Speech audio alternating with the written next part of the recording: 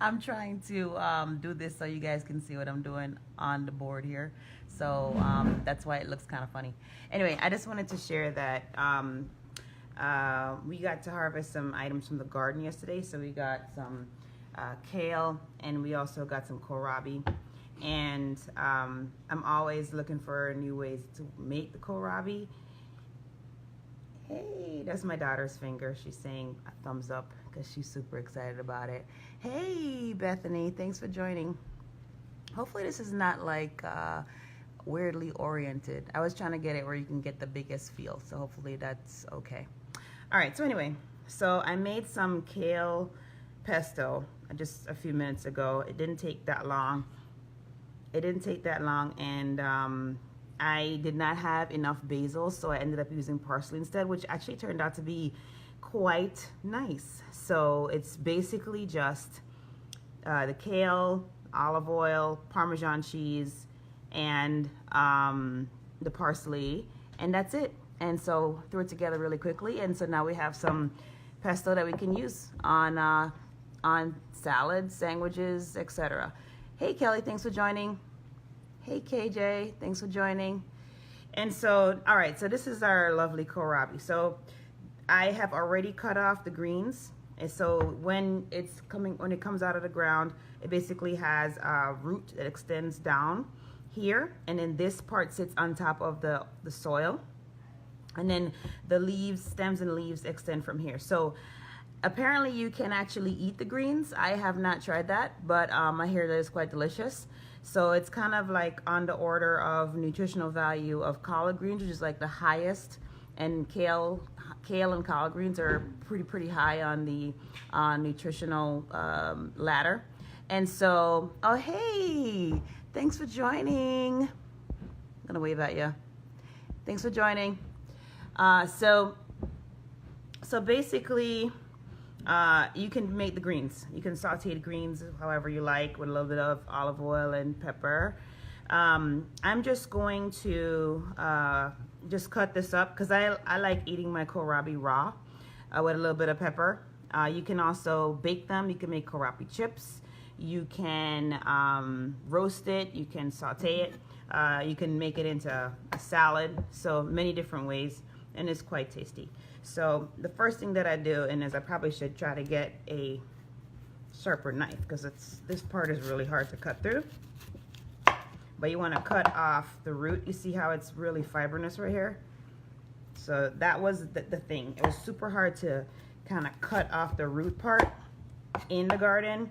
I usually use some garden scissors to prune, to like cut the leaves when I'm cutting off the leaves for harvesting. All right, so yeah, this is definitely not the sharpest knife. So anyway, you're supposed to cut around. You're supposed to cut around like this, kind of go with the shape of the kohlrabi, so that you can kind of work with the tough part. My daughter wants to know if she can have some raw kale. Awesome, mom win right there. All right, and then so you want to get all of those tough parts off. Yeah, so this is a lot easier to do. But you kind of go with the shape of it to get the flesh off, the skin off. And I don't know how to describe the taste. It tastes good. Some people say it tastes kind of like a radish, but I don't really like radishes, and I don't think it tastes like a radish, but maybe you should just give it a try. Go to the store and try it. Get it, or a farmer's market. So you want to get off all the tough parts here, and you probably want to use a sharper knife than what I'm using. Clearly my knife is just not sharp enough.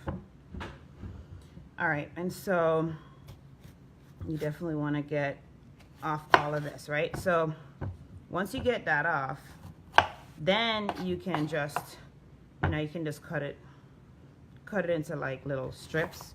So this is what I usually do, is I just cut it like this.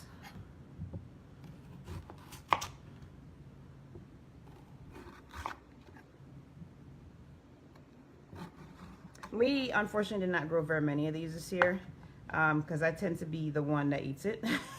And so like I try to grow things that I know we're all gonna eat. So I I only really grow a couple of kohlrabi bulbs, and then the eggplant, pretty much I make like only a couple of those because I know I'm going to be the only one eating it. So, but everybody loves kale, so we always have a lot of kale. Are you making something else? Yes, Mama's cutting up the kohlrabi. I'm just showing friends how we do that. All right, so you see, I'm just making, and so you could essentially turn these into chips, so you could put them on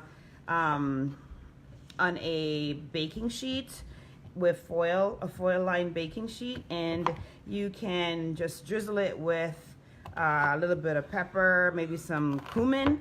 You can do cumin, and then you can just roast it at like, I don't know, maybe 450 for like maybe 6-7 minutes, and it will be very tasty.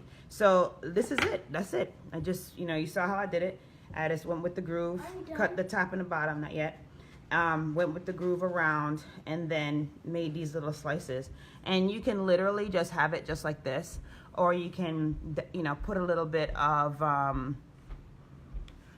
oh yeah, you can do rice kohlrabi, just like you can do rice cauliflower, and it's a great carb substitute that's really healthy for you. Oh yeah, and chips, absolutely, kohlrabi chips. So you can fry them, with olive oil or grapeseed oil or whatever you'd like. And but I like eating it just like this. Yummy. All right, so go give it a try. Kohlrabi, folks.